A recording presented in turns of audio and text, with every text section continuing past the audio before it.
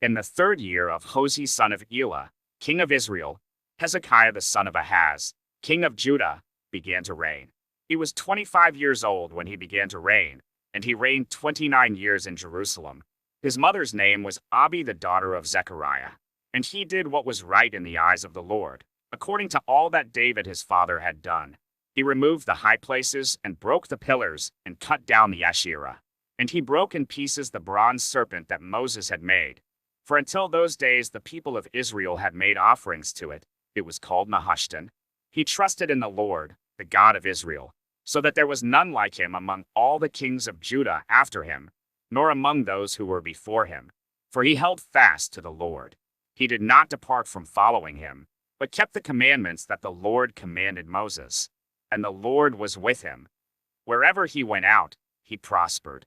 He rebelled against the king of Assyria and would not serve him. He struck down the Philistines as far as Gaza and its territory, from watchtower to fortified city. In the 4th year of King Hezekiah, which was the 7th year of Hosea son of Elah, king of Israel, Shalmaneser king of Assyria came up against Samaria and besieged it, and at the end of 3 years he took it. In the 6th year of Hezekiah, which was the 9th year of Hosea king of Israel, Samaria was taken. The king of Assyria carried the Israelites away to Assyria and put them in Hala, and on the Habor, the river of Gozan, and in the cities of the Medes, because they did not obey the voice of the Lord their God, but transgressed his covenant, even all that Moses the servant of the Lord commanded. They neither listened nor obeyed.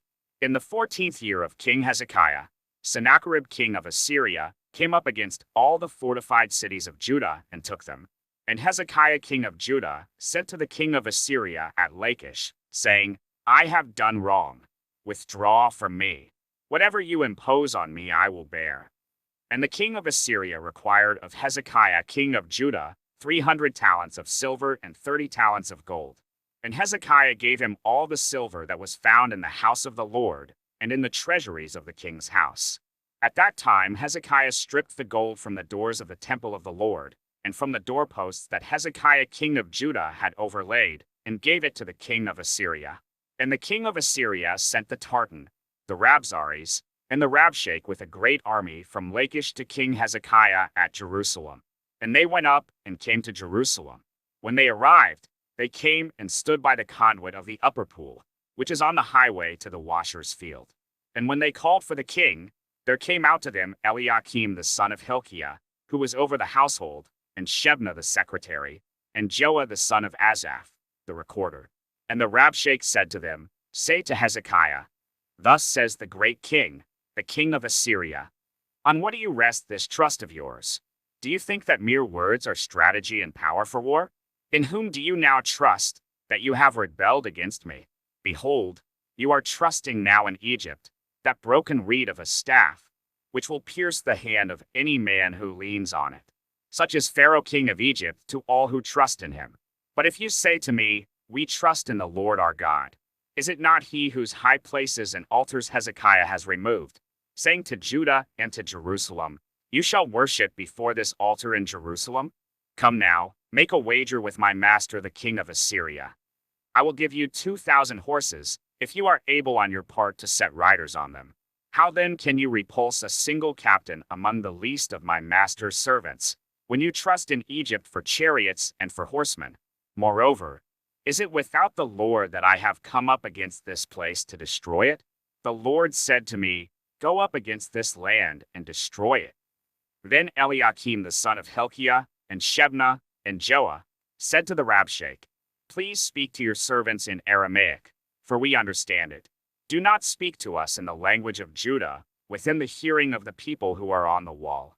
But the Rabshakeh said to them, Has my master sent me to speak these words to your master and to you, and not to the men sitting on the wall, who are doomed with you to eat their own dung and to drink their own urine?